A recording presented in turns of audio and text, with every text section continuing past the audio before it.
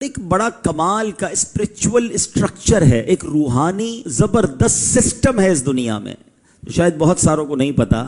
ہمارے ملک کا سسٹم ہوتا ہے کہ وزیر اعلیٰ ہوتے ہیں، صوبے کے گورنر ہوتے ہیں، پھر وزیر اعظم ہوتا ہے، پھر صدر ہوتا ہے، پھر کچھ ممالک کا آپس میں اتحاد ہوتا ہے تو کوئی کانٹیننٹ کے بیس پر دنیا کا سسٹم جو ہے وہ چلانے کے لیے بڑے سسٹم بنائے گئے ہیں۔ اولیاء کرام کا اس پوری دنیا میں ایک روحانی اسٹرکچر ہے، یعنی اس پوری دنیا کے نظام کو چلانے کے لیے کس طرح ذمہ داریاں بانٹی گئی ہیں۔ اب سنیے، اقطاب یہ کتب کی جمع ہے، اور کتب اللہ عز و جل کے ایسے عظیم الشان ولی کو کہتے ہیں جو ایک زمانے میں اور ایک وقت میں ایک ہی ہوتا ہے، پوری دنیا میں ایک ہی کتب ہوتا ہے، اسے غوث بھی کہتے ہیں۔ اور کتب اللہ عز و جل کا نہایت ہی مقرب اور اپنے زمانے کے تمام اولیاء کا سردار ہوتا ہے۔ وہ غوث اعظم تھے، بلکہ غوث اعظم کی شان تو یہ ہے کہ علماء کہتے ہیں اگر آج بھی کسی کو ولایت ملتی ہے نا تو وہ غوث اعظم کے در سے ملتی ہے، آج بھی یہ فیضان وہاں سے جاری ہوتا ہے۔ سیکنڈ کیٹیگری یہ ہے ائمہ۔ پوری دنیا میں صرف دو ہوتے ہیں، ایک کا صفاتی نام عبد الرب اور دوسرے کا صفاتی نام عبد الملک ہوتا ہے۔ یہ دونوں کتب کے وزیر ہوتے ہیں، اور کوئی کتب کا انتقال ہو جائے تو یہ دو وزیر میں سے ہی کوئی اس کی جگہ لیتا ہے اور وہ کتب بنتا ہے۔ تیسرے نمبر پر آتے ہیں اوتاد۔ یہ ہر دور میں صرف 4 حضرات ہوتے ہیں۔ آپ ہرارکی دیکھ رہے، سسٹم دیکھ رہے، 4 اوتاد ہوتے ہیں۔ اللہ عز و جل ان چاروں کے ذریعے جو 4 ڈائمنشن ہیں، east, west, north and south, ان چاروں جہتوں کی حفاظت فرماتا ہے۔ سب کے پاس ایک ڈائریکشن ہوتی ہے جس کو یہ دیکھ رہے ہوتے ہیں۔ چوتھے نمبر پر ابدال، یہ ہر دور میں 7 ہوتے ہیں، ان کے ذریعے اللہ تعالیٰ 7 زمینوں کی حفاظت فرماتا ہے۔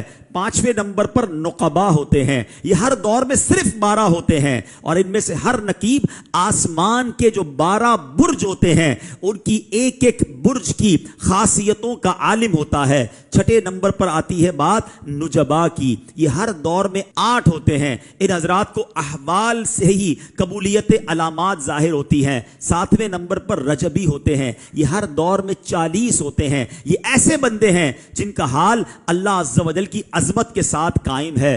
8ویں نمبر پر سنو، ہر زمانے میں یہ 300 افراد ہوتے ہیں جن کو کہا جاتا ہے، خود نبی پاک کی حدیث ہے، یہ قلب آدم پر ہیں۔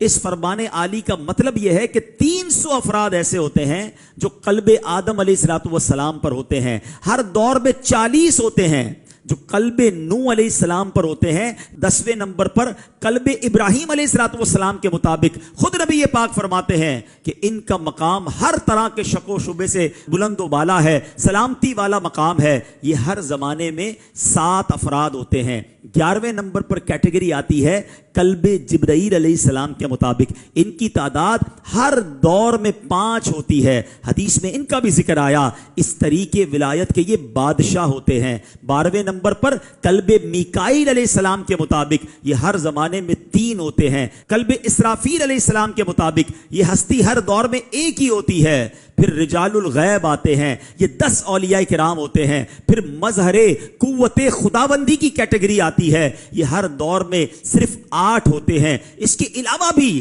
اولیاء العظام کی بے شمار قسمیں ہیں، مثلا الہیون، رحمانیون، رجال الغنی، بدلا، رجال الاشتیاق، عباد، سہاد، رجال الماء، قرہ، احباب، محدثون، اخلا، ورثہ، صدیقین، شہداء، صالحین، قانتین، صادقین، حامدین، ذاکرین، صابرین، واصلین، کرماء وغیرہ۔ یہ اولیاء کرام ہوتے ہیں جو ساری دنیا میں پھیلے ہوئے اللہ کے بندوں کی ہدایت اور رحمت کا سبب ہوتے ہیں۔ سبحان اللہ، ہم اللہ سے یہ دعا ضرور کر سکتے ہیں کہ اللہ جہاں تو نے اتنوں کو ولایت سے نوازا ہے ہمیں بھی اپنی ولایت سے نواز دے۔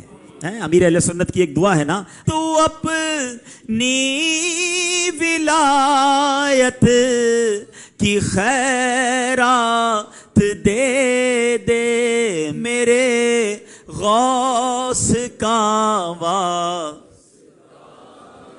آمین آمین یا رب العالمین۔ تو یہ بات سننے کے بعد سیکھنے کو پتہ ہے کیا ملا؟